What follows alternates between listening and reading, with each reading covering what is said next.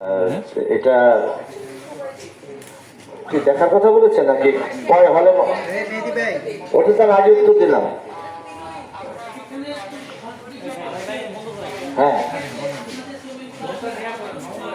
ও না সেটা, হ্যাঁ না আমি বুঝছি না, সেটা হলের বিষয়টা আমরা আসলে ঠিক বলতে পারবো না। এটা প্রডিউসার ডিরেক্টর তারা ঠিক করবেন, অবশ্যই পাবেন পাবেন দেখি তো তারা এখন মুক্তি দিচ্ছে। এটা তো পরে মুক্তি দিলে কিছু যাইতে আসতো না।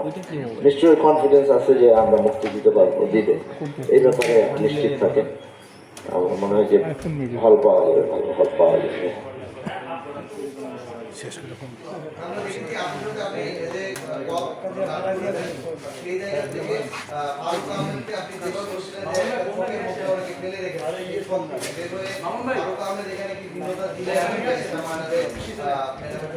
এটা আমি একটা পুলিশ ওসি, যে এলাকায় মার্ডার হয় সেই এলাকার ওসি থাকি, সে আসে ইনভেস্টিগেশনে, আমার বস তাকে যতটা করার এবং বিভিন্ন জায়গায় যে আমরা ইনভেস্টিগেশনে যাই, আমি নিয়ে যাই, আমার সাথে যাই, যেহেতু আমি চিনি সব জায়গায় যাই, ওই এলাকাটা আমি এরকম একটা চরিত্র করেছি। এবং আমি যেহেতু বললাম 40 বছর থিয়েটার করেছি, আমি পুলিশের চরিত্র থিয়েটারে করেছি।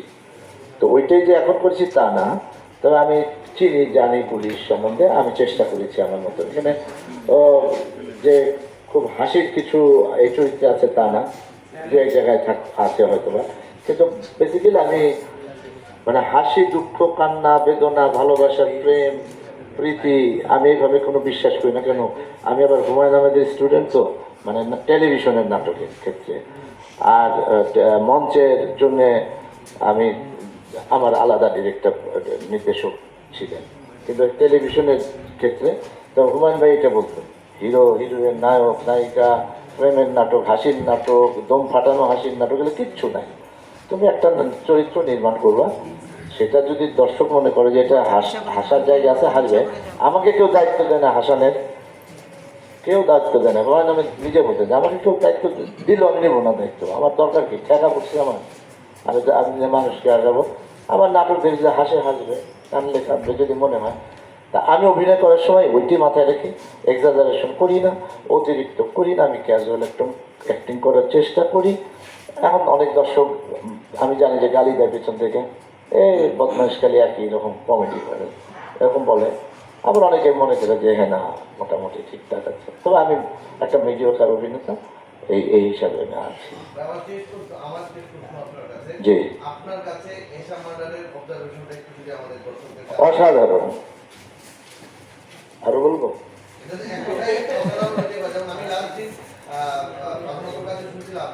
আপনি থাকার ফলে যেটা হয়েছে যে পুরো ইউনিট একটা আলাদা বাইরে ছিল এবং আপনার কাছ থেকে তারা অনেক কিছু শিখেছে। তো সেখান থেকে এটা সেটার বিষয়, বাট আপনার অবজারভেশন এসা মার্ডার কেমন? সে শিখেছে বলেছে, এখন ভুল শিখেছে কিনা সঠিক শিখেছে সেটা সে বলে না। তো যাই হোক, শিখেছে, আমরা পজিটিভই ধরে নিই। আমি সিরিয়াসলি বলছি, সেটা এসা মার্ডারটা আমি তো একবার বললামও যে এই ফিল্মের প্রধান জিনিস আমার কাছে মনে হচ্ছে যে অভিনয়টা সবার ঠিকঠাক ছিল, ভালো হয়েছে, এটা খুব ধরে ধরে অভিনয় করানো করেছে, আর গল্পটা খুব টান টান আছে। আর বাকিটা তো মিউজিক টিউজিক সহজভাবে আমরা দেখিনি, যদি আমরা যখন করেছি।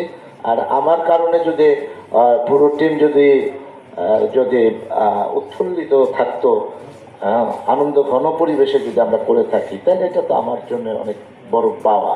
কিন্তু ওটা আমি ইচ্ছা করে করি না, ওটা আমার ওই চরিত্র এরকম, সেই হিসেবে আমি করেছি, করি সবসময়। মন ভালো থাকলে একটু বেশি মজা করি, অনেক সময় মন খারাপ থাকে, আমি তো মানুষ, আর তো অনেক সময় একটু মন খারাপ থাকে বা কোনো একটা বিষয় নিয়ে চিন্তা করি, তখন আবার একটু চুপচাপ থাকি, এই আর কি। কিন্তু আমি এগুলো কোনো কিছুই এত চিন্তা করে আমি জীবনে কোনো কাজই করি না। আর আমার কোনো আফসোসও নেই, আমার কোনো চাওয়াও না, আমার পাওয়াও না, আমি কাজটা করে যাই। আমি রিসেন্টলি একটা নাটকের নির্দেশনা দেব, মঞ্চ নাটক, ঢাকা থিয়েটার থেকে।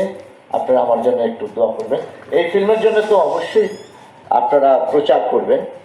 আর আমার গল্পটা বলি, আমি একটা ঢাকা থিয়েটার থেকে আমি একটা নাটক নির্দেশনা দেব, পরিচালনা বলে না, এটা নির্দেশনা বলে মঞ্চের ক্ষেত্রে। এটা নিয়ে আমি এখন খুবই চিন্তিত, কারণ অনেক বড় বড় কীর্তন খোলা, কিরামত মঙ্গল, হাত হদায়, জৈবিত কন্যা, মন, বনপাংশুল, চাকা, প্রাচ্য, মুমতাসির ফান্ডিসি, তো বিশাল বিশাল নাটকের বড় বড় ডিরেক্টররা ডিরেকশন দিয়েছেন। তো ওখানে আমাকে দেওয়া হয়েছে দায়িত্ব। আমার জন্য একটু আপনারা দোয়া রাখবেন যেন আমি সুস্থ থাকি। এই আমার এখন কথা শেষ। ভাইয়া একটা কোশ্চেন আছে।